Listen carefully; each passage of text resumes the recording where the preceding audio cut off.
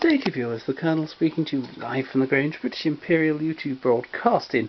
I am not a very sporting person, viewers. I detest sport and don't really keep up with it, but I'm told that this week is Wimbledon week, and I realised I'd got several tennis records.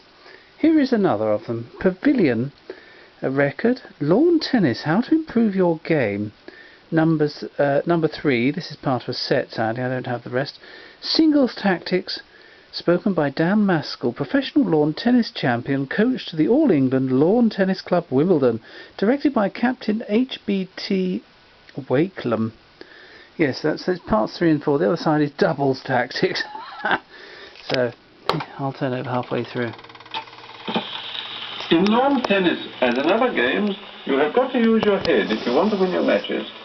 So let us consider what tactics you should pursue when playing alone. Suppose that you are playing a baseline game against another baseliner.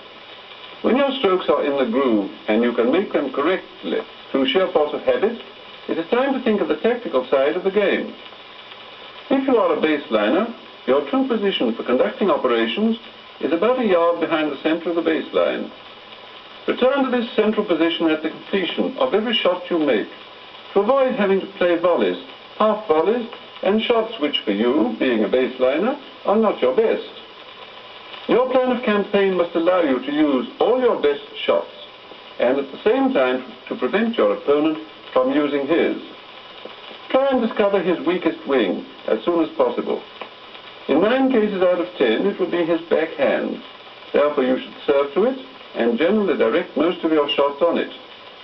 Naturally, you will get weak returns, which you should have no difficulty in killing. Open up the weakness on his backhand by occasionally hitting deep, wide balls, first to his forehand, and then by playing your next shot onto his backhand. Vary this by hitting 2 consecutive shots onto his forehand, thus catching him on the wrong leg. Don't make the common error of hitting every ball to his backhand. Remember, the way to his weakness is through his strength. If he has no definite weakness on either wing, you must give your attention to luring him out of position. Remember that his best position is, like your own, a yard outside the center of the baseline, and at all costs you must remove him from it. The best method is to drive a fast, deep ball to his backhand corner, and from his return make a drop shot, preferably on his forehand side. If he gets it back, he will be unable to regain his central position and will be forced to be at the net instead. Now it should be easy for you, as you will be in your favorite position and he will be definitely out of his. A passing shot or a lob and the point should be yours. Make use of sharply angled cross-court drives, following good length ones, to lure him out of position.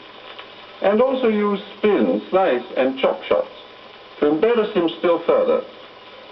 Remember that one often gets a weak, bad length return from a semi-lob, pitching deep onto your opponent's backhand. But it must be deep, or it loses its effect. Now let us suppose that you are still playing a baseline game, but this time you are up against a volleyer. Now you must at all costs keep him away from his favorite place on the court, which is about 4 or 5 feet back from the center of the net. You must drive fast from corner to corner, but with good length the whole time.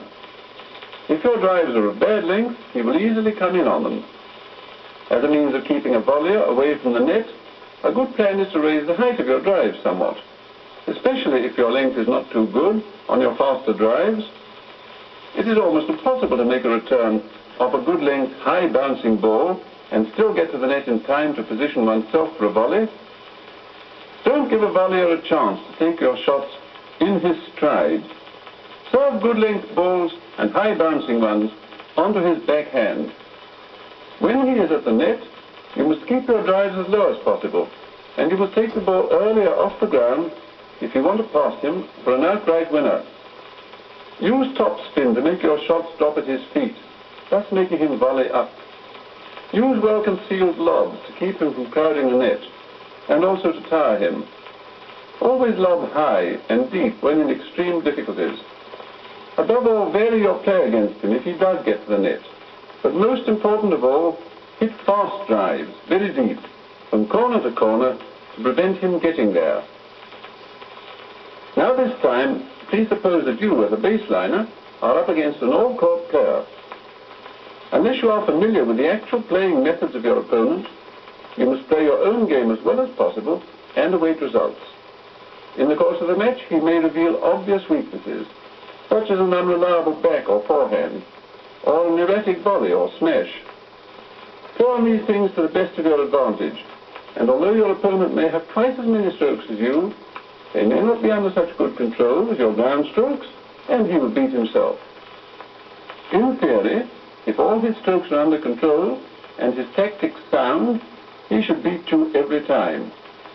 That is why one should try to acquire the fullest stroke equipment. Play your own game as well as you're able, and see what happens as you go along. Right, on to the other side with doubles tactics.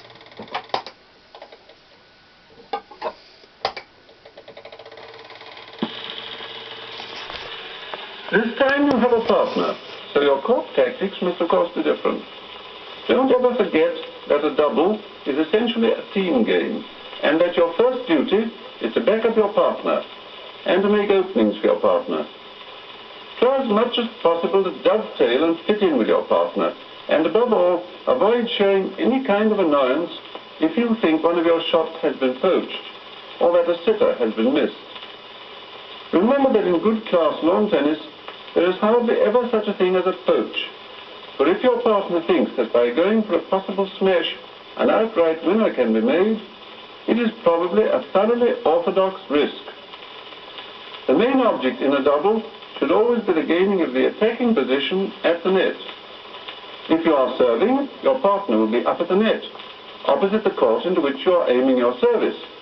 So he has that attacking position, and you should come in as fast as you can, following your service along a probable line of return and ready to volley back or drive aimed at you. Study a first-class pair in action. Once the server has got up to the net, you will notice that both men invariably keep level with each other. If one is driven back by a lob, the other goes back with him, and so on. Thus the court is most effectively covered, and the chances of the defence being pierced by a drive between them are reduced to a minimum. In the case of return of service, there are two schools of thought, the one in which the receiver's partner is already standing at the net, and the other, and perhaps the more common, in which he is level with his partner round about the baseline. In the latter case, both should move up and down the court together, whilst in the former, the striker follows in his return just as he would his service. The player who intends following his return of service up to the net must take the ball fairly early and keep it low over the net, thus making his opponent's volley upwards, which will allow his partner, who is already in position at the net, to come across to intercept.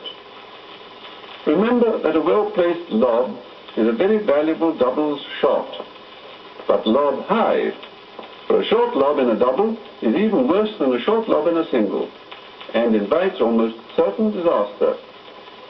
In a double, it's not a bad idea to plug away down the center of the court, for you may thus muddle your opponents, and get them in two minds as to whose ball it is, and also you may edge them away from the sidelines.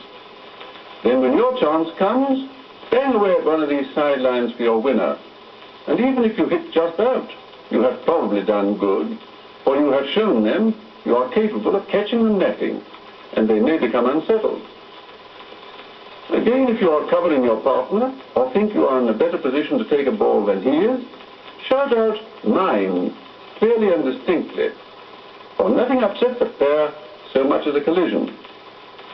Don't be afraid to shout at your partner if he is shaping to take a ball which you think is going out. Just say "out," and you will find you will save a lot of points. Last, and perhaps most important of all, remember that a good pair or team will generally be two more brilliant individuals unused to each other's methods. And if you have a partner whom you thoroughly understand, stick to him, and don't be frightened at the names which you see arrayed against you. Remember that they may be complete strangers to each other. Play your natural game, and don't be too astounded at the result. Nowadays, the tactics of good mixed and good women's doubles are practically the same as men's, so there is no need to mention the one-up, one-back game. Now ring up your partner and fix up to go at the first possible opportunity and watch a class pair in action. Study them and their methods together, and then come back and surprise your friends at your own club. Well, that was very instructive. See a class pair in action. I must admit I haven't for some time. Thank you, viewers, and goodbye.